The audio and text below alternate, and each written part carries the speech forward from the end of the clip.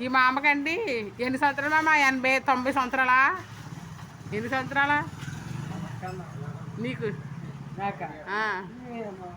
ఎన్ని 100 ఉంటాయా?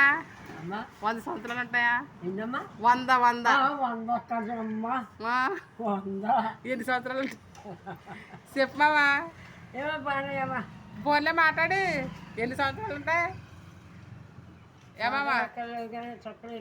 చుట్టలు తీసుకున్నావు కదా ఇప్పుడు ఇచ్చారు కదా మామ.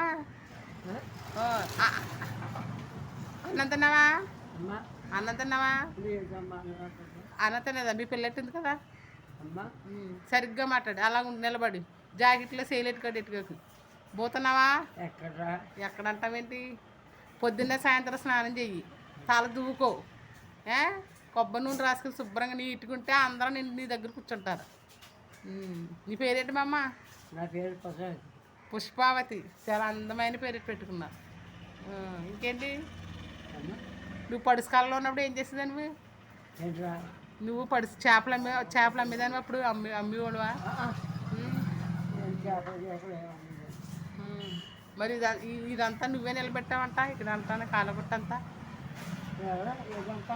ఇదంతా నువ్వే నిలబెట్టావట? నువ్వే నిలబెట్టాను అంటారు ఇప్పుడు అంటున్నారు కదా.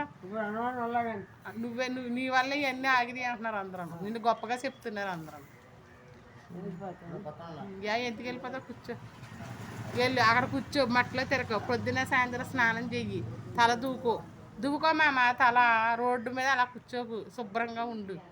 రోజు స్నానం చేయాలి. పొద్దున్న సాయంత్రం స్నానం చేస్తే మంచిది. సర్లే అయితే బాయ్.